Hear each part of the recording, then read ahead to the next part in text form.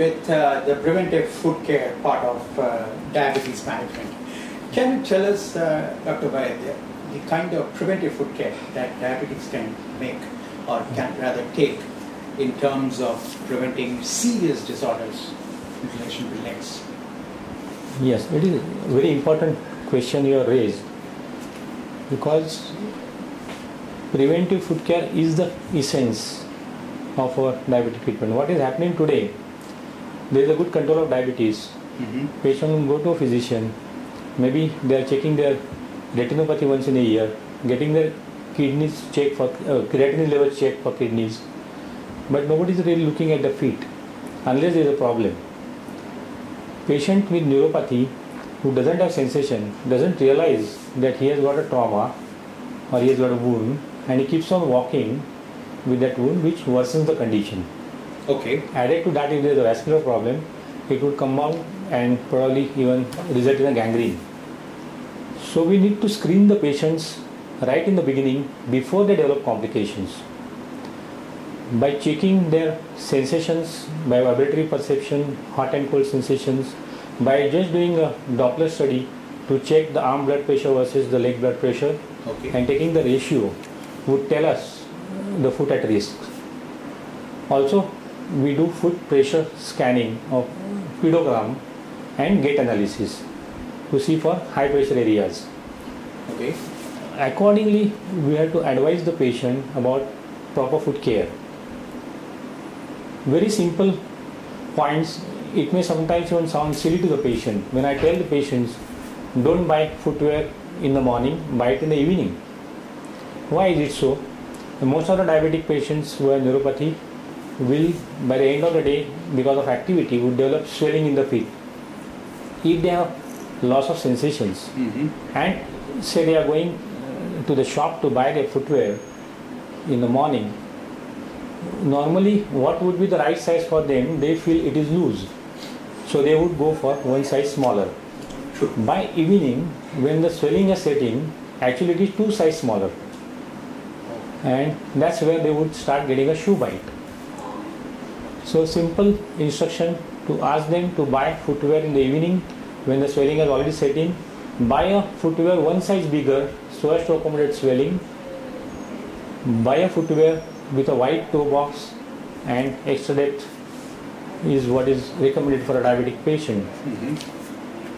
Apart from that, even wearing socks, they should wear pure cotton socks without elastics so it doesn't constrict the blood supply. Again, when I tell them that buy a white socks, they don't realize why.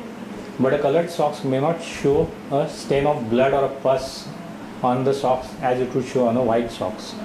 So these are very simple, important things one must follow. Again, moisturizing the feet. As they develop neuropathy, the feet tends to become dry. That's why they have to moisturize their feet well once after bath, once before going to bed, and in winter season maybe even 3 or 4 times a day depending on the level of dryness. Okay. That would again prevent irritation, scratching and wound formation. The whole idea is to prevent getting wounds. Even if patient has a very less blood supply in the feet, so far as their skin barrier is intact, they are absolutely okay. Okay, now in that case, just neurological problems will not lead to any basic issues, right? Unless of course he gets hurt or the patient gets hurt, then there is a problem. Then there is a problem. Otherwise, if he has got neurological problems, especially the nerve endings which are dead, right, and still he takes good care of feet, yes, then there will be no problem. Absolutely, absolutely right. So far as they take care of their blood sugar levels, that is one, because all these problems get compounded with uncontrolled blood sugar. So if the blood sugar is under control, even the symptoms of neuropathy like tingling numbness, feeling of heaviness, burning sensation, that would automatically come down. That is one. Secondly, so far... But doctor, these sensations are continuously occurring to the patient, or is it that... No, it is variable. Many times patient would complain of these typical sensations more at night. Maybe during the day they are busy with their activity and they don't realize, and when they are at rest, they would pursue this. Doctor, we get also, actually most of my questions are going to be based on type 2 emails that we get from our readers.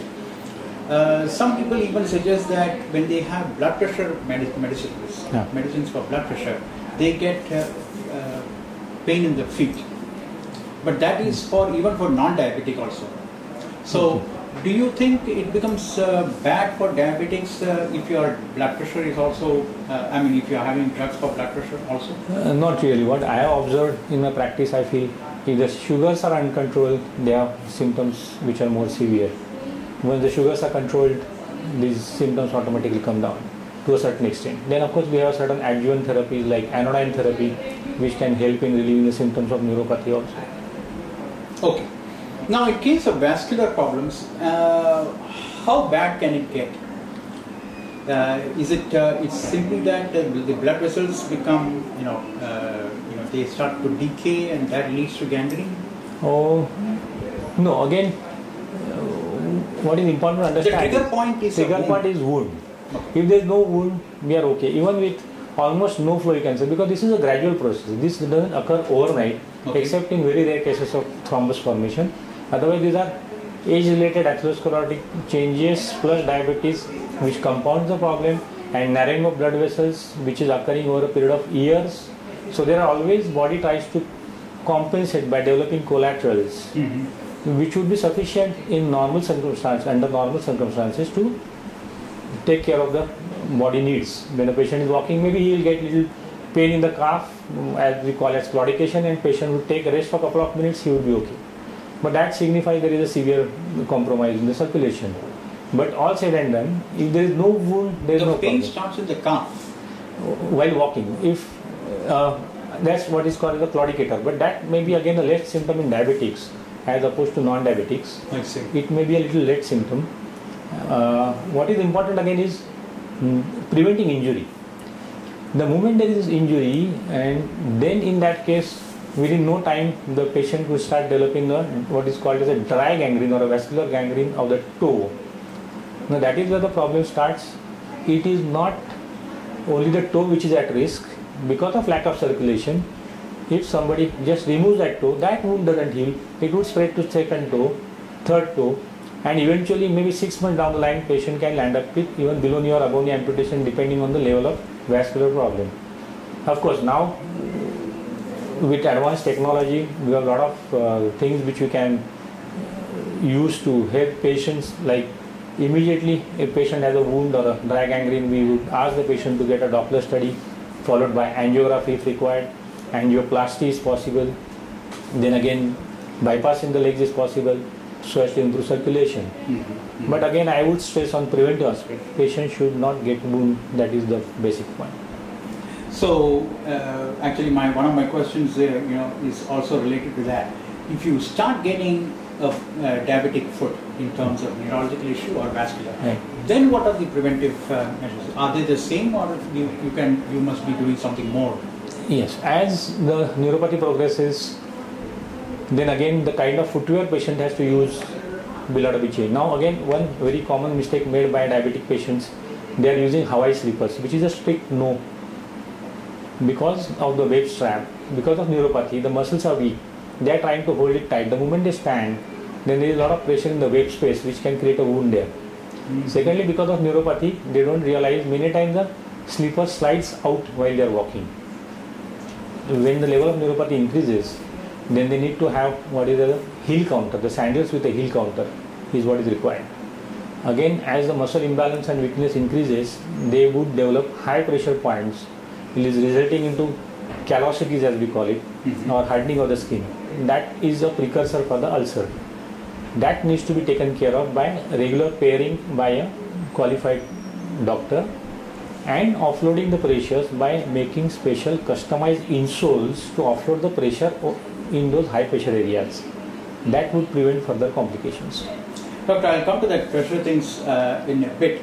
But before that, can cuts which are on the soles actually also lead to this kind of problems? Oh yes. Especially for dry skin. Yes, dry skin and soles, you are absolutely right. What can happen is then there can be secondary bacterial infection, and that's when they would develop a abscess. Again, as opposed to non-diabetic, in diabetic, the moment they get a wound or an infection, it is like an iceberg phenomenon. Okay.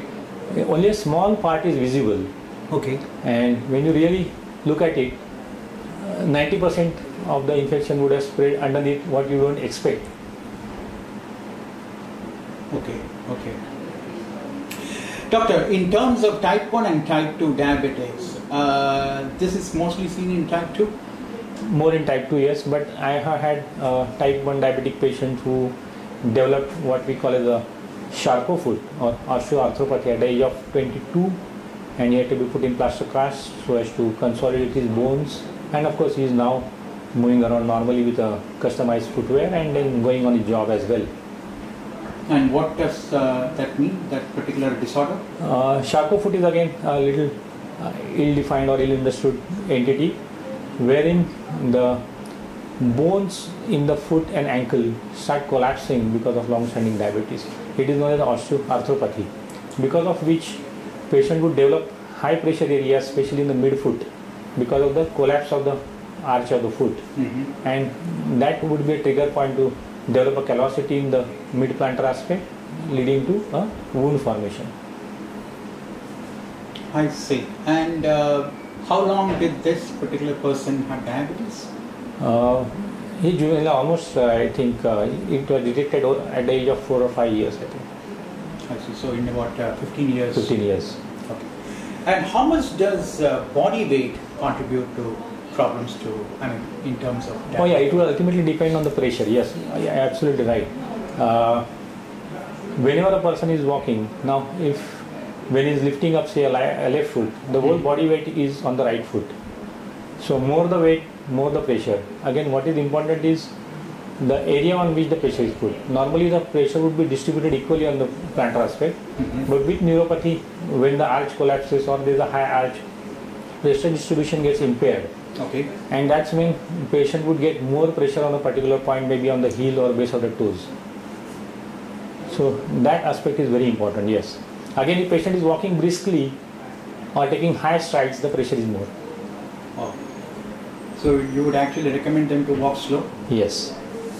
Okay, doctor, before I continue, let me ask you, what would you tell diabetologists and other doctors who actually treat diabetics? Because we get a lot of emails where the patients actually say in their whole life of diabetes, the doctor has never seen their foot. You're right. Never. Yes, unfortunately, this does happen because of their busy schedules. I mean, they have so many patients and they would be definitely concerned about glycemic control. But then what is happening is no complaint, no examination. This has to change because patient has neuropathy, he wouldn't complain because he may not realize that he is having a problem, but a doctor would be able to pick up at an early stage. I would go a step further and tell you, if, as I said, because of neuropathy there are changes in the pressure pattern. At the base of the great toe is one of the high pressure points which we normally see many times in long-standing diabetics. If patient has that and patient is wearing a shoe, diabetologist can just look at the shoe and detect that patient is developing high pressure there. I will tell you a trick. Normally when we use a new shoe, because of uniform movement of all 5 toes at the base, at the metatarsophalangeal joint as we call it, there is a transverse crease which will develop in any new shoe in couple of weeks time. If patient has got a rigid first joint at the great toe base, the crease will be oblique, not transverse. So just by looking at the footwear, when patient has an oblique crease in the foot, you know that he is developing high pressures there. That's almost sounding like Sherlock Holmes. Okay. Doctor, let me now ask you, would you actually recommend walking as an exercise to prevent diabetic foot? Not prevent diabetic foot, yes, but yes, for control of diabetes, walking is a good exercise, but the moment they have any No, but walking also leads to better blood circulation. So yes. will that not help diabetic foot? Yes, but when we are talking of diabetic foot, we mean pathology. That means if there is a wound. Okay. The moment there is a wound, walking is a strict no. Now that is something which I have to stress again and again. Strict offloading, strict non-weight bearing on the area where patient has got wound. If there is a wound on the right foot, he should not put the foot down on the floor till the wound heals. Now tell me that, doctor, what is this ratio between arms blood pressure as well as the leg blood pressure? What is actually the technique? This is a very simple method of checking a patient's blood pressure of the arm and taking blood pressure at the ankle. By using a handheld Doppler, it would take just 1 minute for any clinician, or for that matter even their assistants, to do that. And a normal ratio between, as we call ABI, or ankle brachial index, that means ankle blood pressure divided by arm blood pressure. If that ratio is between 0.9 to 1.3, we are okay. We know that circulatory status in the limb is more or less quite fine. The moment we start getting ratio above 1.3, we know that there are atherosclerotic age-related changes leading to non-compressible vessel. Whereas the ratio coming down below 0.9 to 0.7, 0.4, that means it is increasing degree of ischemia or less circulation. There could be blockages which would need further evaluation by using initially a Doppler as a screening test, and if need be, in severe cases where the ratio is 0.4, 0.5, you would probably even need to undergo angiography.